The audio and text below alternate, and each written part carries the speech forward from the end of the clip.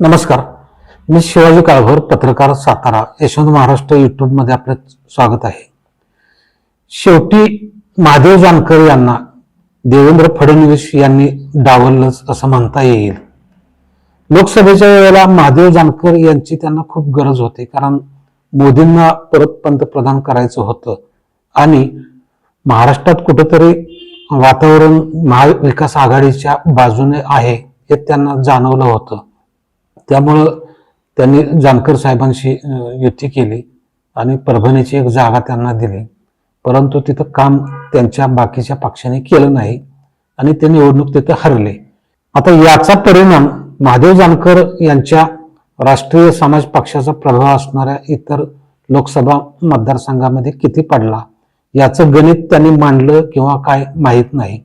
परंतु या विधानसभा निवडणुकीच्या वेळेला हे तीन पक्षांचं जे कडबळ आहे महायुतीमध्ये, भाजप, अजित पवार आणि एकनाथ शिंदे यांचं, मी तिथं शिवसेना आणि राष्ट्रवादी शब्द मुद्दाम वापरत नाही, कारण त्याला बरीच कारणे आहेत. त्याला निवडणूक आयोगाचं कारण आहे, न्यायालय आहेत, बाकीचे आहेत. त्यामुळे हे काही ओरिजिनल पक्ष म्हणता येत नाहीत. तर सांगायचा मुद्दा हा की या तिन्ही पक्ष एकत्र आहेत आणि त्यांची थोडीफार ताकद आहे चांगली, आणि यावेळेला मग महादेव जानकर यांची गरज आपल्याला लागणार नाही असं त्यांना वाटलं असावं. आता या आधी ज्या वेळेला महादेव जानकर यांना मंत्री करण्यात आलं, त्यांच्याबरोबर सदाशिवराव खोत यांना मंत्री करण्यात आलं, त्यावेळेला महादेव जानकर यांची यांना गरज वाटत होती. मग आत्ताच नेमकं असं काय घडलं? कदाचित लाडकी बहीण आपल्याला तारून नेईल आणि इतर जो शेवटच्या टप्प्यात लोकप्रिय अशा घोषणांचा जो पाऊस पाडला अजित पवार आणि एकनाथ शिंदेने आणि देवेंद्र फडणवीस यांनी, त्यामुळं महाराष्ट्रात यावेळेला आपलं सरकार पुन्हा एकदा नक्कीच येईल असं त्यांना वाटत असावं. पण याचा तोटा महायुतीला आणि पर्यायाने देवेंद्र फडणवीस यांना मोठा बसणार आहे या विधानसभा निवडणुकीमध्ये. त्याचं कारण असं आहे की मराठा आरक्षणाच्या मुळे मनोज जरांगे पाटील यांनी फडणवीस किंवा भाजपच्या विरोधातच तोफ डागलेली आहे. इकडे धनगर समाजालाही आरक्षण पाहिजे होतं, त्यांच्याही पदरात काय पडलं नाही, त्यामुळे धनगर समाजात पण नाराजी आहे. आणि अशी गोष्ट असताना महादेव जानकर यांच्या पक्षाला, जो मुख्यत्वे धनगर समाजाचा ज्यात समावेश आहे, अशा पक्षाला टाळणं हे महायुतीला यावेळेला परवडणार नाही. आणि ही जी देवेंद्र फडणवीस किंवा महायुतीची चुकांची साखळी आहे रासपच्या बाबतीत, धनगर समाजाच्या बाबतीत, ती साखळी वाढतच गेली. त्याचा प्रभाव रासप आणि महादेव जानकरांचे प्रभाव क्षेत्र असणाऱ्या महाराष्ट्रातील सर्वच विधानसभा मतदारसंघावर पडणार आहे. आता महादेवराव जानकर यांनी घोषणा केलेली आहे की सगळ्या विधानसभा मतदारसंघांमध्ये रासप या वेळेला उमेदवार उभे करणार. अजून त्यांनी कुठल्या पक्षाबरोबर आघाडी केलेली आहे असं दिसत नाही, किंवा महाविकास आघाडीतील कुठल्याही पक्षाने त्यांना अजून त्यांच्याशी चर्चा केली नाही किंवा काय झालं नाही, किंवा तिसऱ्या आघाडीशीही त्यांचं काही बोलणं झालं नाही. त्यामुळे ते यावेळेला एकला चलो रे अशी भूमिका घेतील असं दिसतंय, किंवा मग दुसरे काही पर्याय त्यांच्याकडे असले तर ते वापरतील. आता एका दृष्टीने महादेव जानकर यांच्यावर महायुतीनं आणि देवेंद्र फडणवीस यांनी केलेल्या या अन्यायामुळं धनगर समाज आणि राष्ट्रीय समाज पक्षाचे जे कार्यकर्ते आहेत ते नुसते नाराज नाहीत तर ते खवळलेले आहेत. त्यामुळे त्याचा प्रभाव रासपचं जे प्रभाव क्षेत्र आहे त्या मतदारसंघांवर नक्कीच पडणार आहे. आता त्यात मानदेशातील काही मतदारसंघ आहेत, त्यामध्ये मग जत येतं, सांगोला, बारामती, फलटण, मान, खटाव, आटपाडी, कवटे महांकाळ आणि उर्वरित महाराष्ट्र, जिथं जानकर व धनगर समाज एकत्रित आहे, तिथं अगदी 100% या वेळेला महायुतीला फटका बसणार आहे. आणि पर्यायाने त्याचा फायदा महाविकास आघाडीला होणार आहे. यामध्ये त्यांनी ज्या शेवटच्या टप्प्यात निवडणूक जाहीर होण्याच्या आधी ज्या घोषणा केल्या त्याचा विशेष काही फरक पडेल असे वाटत नाही.